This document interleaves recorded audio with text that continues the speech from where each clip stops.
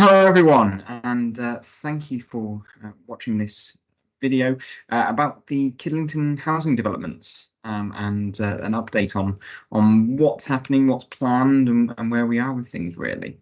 So I'll start by saying that this is specifically for Kidlington. That's what we're going to be looking at today. So yes, there won't be much information about the Yarnton or Begbrook developments on this particular video, but no doubt there'll be something that comes up for that very soon. So we'll dive straight in with everything. So to start off, we'll go through a little bit about who I am and what authority do I have to talk about this at all. What developments are currently being looked into? When are these developments like to begin? How these can affect their housing market moving forward.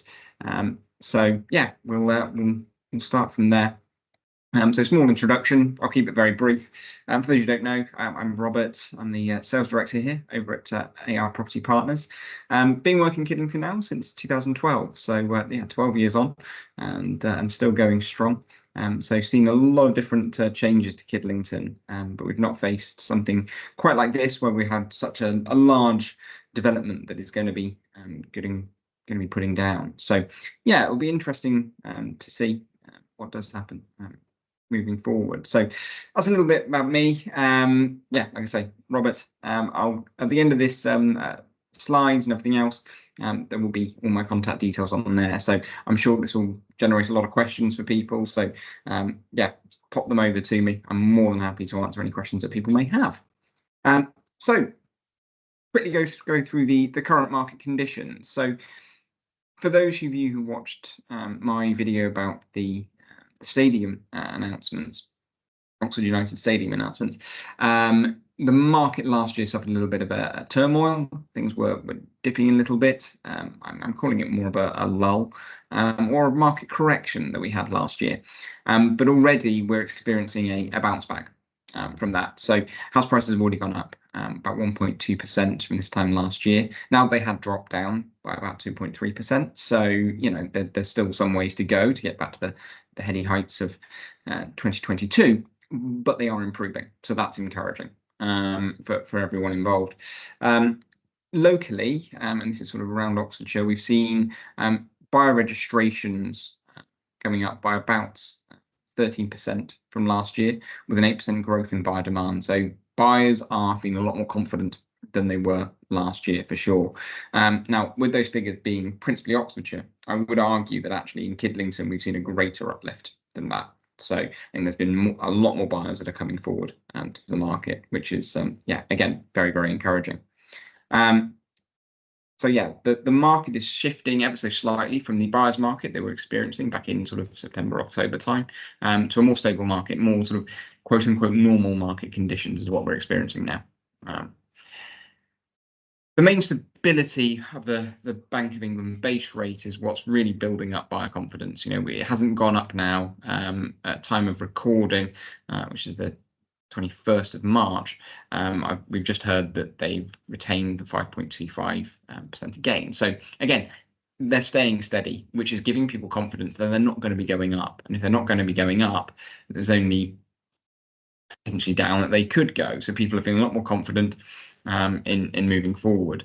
And something that is quite encouraging is that how long properties are taking to sell has shortened by almost a month, which is quite incredible, and it really shows the confidence the market has now. The market in Kidlington is always going to be resilient. I don't think there's going to be any doubt in that. And house prices are still, yeah, 24% odd higher than they were in 2019. So where the development's going to be. So we'll start off with Vista Road. So for those of you who don't know, and whether you can see on here, but there's two Vista Road developments that have been proposed. So the first one, the first phase, is sort of in the square area between just north of the cemetery, to the I don't know how you're looking at it, but to the east of the Vista Road, to the west of Waterloo Lane, to the south of Beatles Close. So there's going to be a decent number of homes there. They're looking at about 96 homes, with 50% of those being affordable housing homes. that's going to go in there. So a few little green spaces, but nothing too massive in terms of that development. I know people that live on Bicester Road, Waterton Lane, and Beagles Close, even places, some of the houses that back on from Cromwell Way, Hampden Drive area, and they're not overly excited about the prospect, especially the people on Waterton Lane and Beagles Close. It's right on their doorstep, which is less than ideal. The second development then, or sort of I should say the next phase, if you like, is Bicester Road Phase 2. Now this is a much larger development that's going to be done. So they're talking about the latest application that's gone in is 370 homes with associated sports facilities, open space, and also expansion of Kidlington Cemetery as well. Now, this has come down a few times. It started off with their initial application of 500 homes.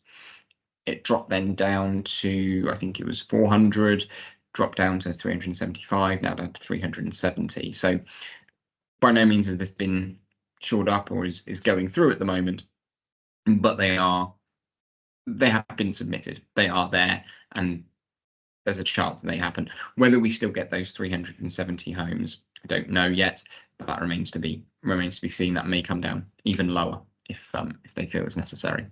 And finally then is the back of the moors, which I know, again, a lot of people who live on the moors. You've got this wonderful view over these fields, but we've now heard that is now officially in the plans and in the works for development. So very early stages in this development application, but they're looking at about 300 homes and bizarrely 2 cricket pitches with a pavilion. So again, this one's sort of fairly early stages with everything. But yeah, that's the land behind the moors there. So when are these developments going to begin? So the short answer is don't really know. No word yet on when they're likely to start. We know that the first phase of the Bicester Road development is the most advanced. So that's had the houses drawn up and what the overall site is going to look like. So we know roughly what that's going to be. So the likelihood is that will probably be within the next few years. Phase 2 is a little bit further behind. That could be a little bit sooner after that. We could be looking at a couple of years again before we start seeing developments on that front. The moors development applications thing has only just gone in January, so nothing's really been formalised with any plans, any site plans, anything like that. So that very much in its infancy. So that could be a lot longer before we see anything there. I know I said I wouldn't necessarily talk about the Yarnston and Begbrook, but you think that development site has been earmarked for many years now. I want to say at least 5, 6, 7 years. That's been in the works, and it's taken this long to get even to a point where it's likely to be approved. So, I think it's unlikely we're going to see anything in the immediate future. I wouldn't have thought we're going to see any properties being sold in 2024, possibly even 2025, but certainly in the next couple of years, I think we will start seeing things. So the question that I get asked quite a lot, which is why I really wanted to do this video for you all, is what impact is this going to have on house prices locally? Where are we going to see house prices when we have such a large number of properties being built in an area of Kidlington? Obviously, Kidlington is already very big. We have a lot of homes in Kidlington already. Cracking with the largest village, for goodness sake. So how much more can we sustain? How much more desire and need is there going to be for Kidlington? But ultimately, what's likely to happen with the house prices if they were just to remain as they are? We're anticipating that there'll be an average price growth of about 12% over the next 5 years. Now, by the end of 2024, house prices, and again, this is if you listen to the OBR, they reckon that house prices are going to go down by about 10%, sorry, than when they were at the end of 2022 by the end of this year. So the market is just starting to recorrect itself, and I think that's going to be the end of the recorrection. We're going to see things moving forward from there. So we're going to have an average growth of about 22% from 2025, compounding at about 7.1% each year. So the market is due for a bounce after 2023 being a sort of a fallow year, a declining year, 2024 being an improvement year, and confidence year, and then growth years coming forward for the next couple of years, starting from next. In terms of what is going to happen, obviously, we don't know. No one's got a crystal ball. None of us really know. It's all guesstimation work. The government don't know. The Bank of England don't know. The OBR don't know. So it is all just sort of guesswork. But what ultimately we will see, and we see this with new developments in other sites and other areas, that when a new development first arrives in an area, now specifically if it's a big development, now I'm talking the 370, the 300 at phase 2 for Bicester Road and the moors respectively, that is going to have an impact on a negative level to the second-hand home market. So people's already homes, it is going to have a negative impact, principally because new developments, people rush to buy new developments. They're new, they're shiny, they're very, very appealing. They're always dressed immaculately. Every new development site I've ever been involved with always dresses themselves impeccably. So that is going to be something that is going to have an impact, because people are ultimately going to choose to buy a new build over a second-hand home. So that is going to have a negative impact on the housing market. We also may see that people who are looking to buy larger homes, let's say they're moving from a 3-bed in Kidlington to a 4-bed, suddenly there's going to be an influx of those 3 beds. A lot of people are going to be putting houses on the market in order to secure those new build sites, especially if there's some government incentives in there, Help to Buy and that sort of thing. If they're in there, then it is going to be sort of a negative impact. But overall, over time, the house prices will correct themselves again. They'll correct themselves northward. What we will often see is once all the developments have been sold off.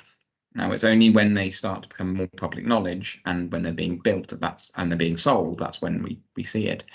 But when those developments have all been sold off and everything is done with them, then we're going to see an increase in, or should see an increase in, the house prices locally of second-hand homes.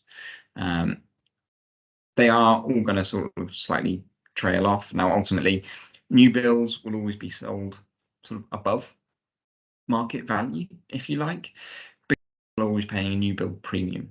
You're paying extra. You're paying almost sort of 20% extra in tax to buy these new build homes. So second-hand homes will still be appealing. People who can't afford those swanky new builds will still find the second-hand home market very appealing, just from the cost perspective. So what I don't want anyone to think when listening to this or seeing this, that it is all doom and gloom, because ultimately there will always be people that need to move home within Kidlington, whether they're coming from outside the area, whether they're moving within. So there will always be a demand in Kidlington. I truly believe that. And yes, these new builds are going to have an impact, but luckily we're not seeing the same levels that we've seen in places like Bicester, for example, that have had huge developments over the last, crikey, 10 years. You know, we're not having that level, which is encouraging. So we're not going to have the complete longevity of those development sites being in our back gardens. You know, these are going to be 3 that I can find fairly isolated cases. So I think overall, yes, they're going to impact things negatively in the first instance, and then they will start to rise and to grow as the market forces will dictate. Obviously, things outside of the market's control, but they will start to go up from there. Now, I know that, like I say, a lot of you will have a huge amount of questions about this sort of thing and what the market is likely to do. So I'm an open book. You know, you can come to me.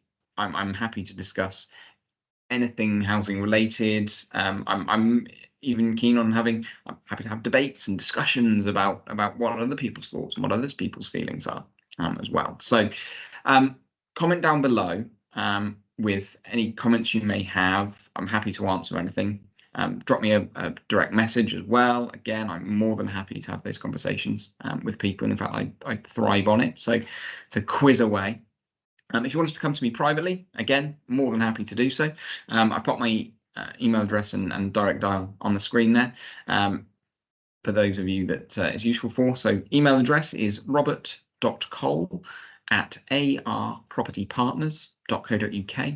And my direct dial phone number is 01865 598 275.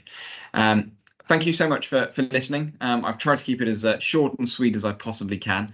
Yes, no doubt I'll speak to many of you and see a lot of you around the village as well. All right, take care all. Bye now.